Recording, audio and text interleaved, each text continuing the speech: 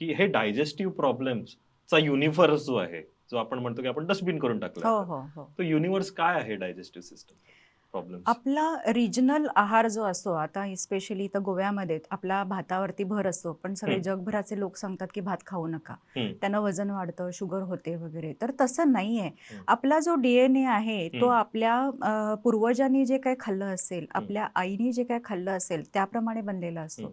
आणि आपल्यालाही लहानपणापासून आपण जे खाऊन मोठे झालेलो आहोत, हं, त्या आहारावरतीच आपली बॉडी बनलेली असते, आपलं शरीर बनलेलं असते. त्यातला कण अन् कण त्या आहारावरती हं, जिवंत असतो हं, आणि तो आयडेंटिफाय करतो. कधी-कधी आपल्याला असं होतं, की आपण आजोळी गेल्यावरती त्या घराचे जे वाइब्स असतात, ते बघून आपल्याला खूप समाधान वाटतं. तसंच जेवणामध्येही आहे. हं, असे काही जेवणाचे घटक असतात. आता वरण-भात, तूप, लिंबू हं, हे जे काय आहे, तुम्ही जर लहानपणी असताना आजोळी आपल्या आजीच्या बरोबर हे जर का आहार खाल्लेला असेल आणि हं, आत्तासुद्धा तुम्ही तो खाल्लात, तर तो सेम वाइब तुम्हाला येणार. तर हं, it's a part of your DNA. हं, तर तुम्ही आपला जो पारंपरिक आहार आहे, आपला रिजनल आहार जो आहे, हं, त्याला धरून राहिलं पाहिजे. हं, आता दक्षिण महाराष्ट्रीयन, उत्तर कर्नाटकीय आणि हं, गोवा ह्याचं जे सुरेख मिश्रण आहे, ते म्हणजे आपल्या जे जेवणाचं ताट वाढलं जातं त्याच्यामध्ये आहे. तसा आहार तुम्ही घेण्याचा प्रयत्न करा.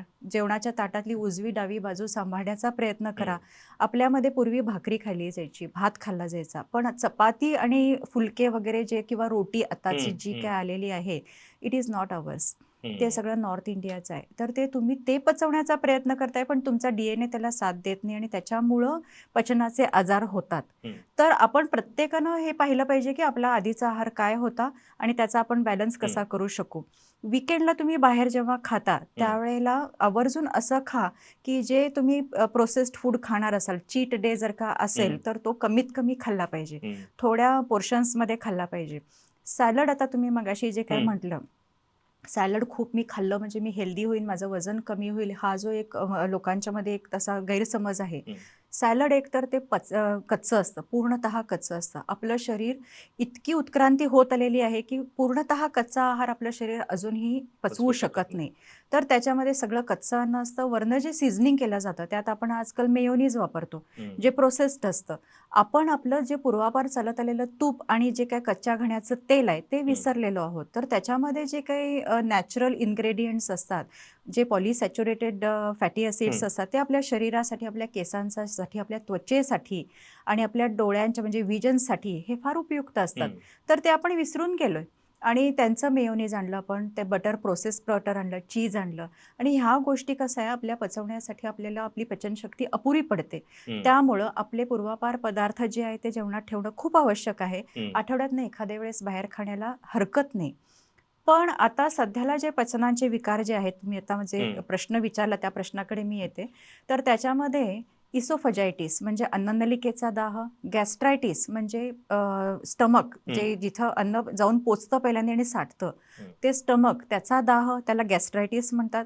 आणि मग त्या स्टमकमधनं आतड्यांमध्ये जाणं म्हणजे जे डिओडेनम असतं, जे लहान आतड्याचा पहिला भाग असतो, हं, त्याचा दाह. ह्या 3 गोष्टी माणसाला खूप त्रास देतात. तर ह्या 3 गोष्टी कशा असतात, काहींना खाण्यामुळं त्रास होतो, काहींना न खाल्ल्यामुळं त्रास होतो. हं, तर ह्या गोष्टी टाळायच्या असतील, तर आपल्या जेवणामध्ये मसाल्यांचा वापर हा मर्यादित आणि चांगल्या रीतीनं व्हायला पाहिजे. हं, मसाल्यांच्यामध्ये अँटीऑक्सिडंट भरपूर असतात, पण तो भरपूर घातला, की त्याचं विष होतं, ते हं, टॉक्सिक होतं. त्यामुळं ते बॅलन्स असणं आवश्यक आहे. त्याच्याबरोबर दही, ताक, तूप, दूध ह्या गोष्टींचा हं, जेवणामध्ये समावेश असणं गरजेचं आहे. वजन का वाढतं? तर जास्त खाल्ल्यामुळं. नॉर्मल व्यवस्थित पोर्शन्समध्ये जर का आपण जेवलं, तर ते वजन अजिबात वाढणार नाही. थोडक्यामध्ये मजा असावी असं आपले पूर्वीचे लोक सांगायचे आणि ते फरक बरोबर आहे, अगदी खरं आहे. तर त्याप्रमाणे आपला आहार असला पाहिजे, तर हं. डॉक्टरांची गरज लागणार नाही. हे मी माझ्या व्यवसायाच्या विरुद्ध जाऊन बोलते, परंतु आपण हेल्थवरती बोलत आहोत, त्यामुळे हे फार आवश्यक आहे.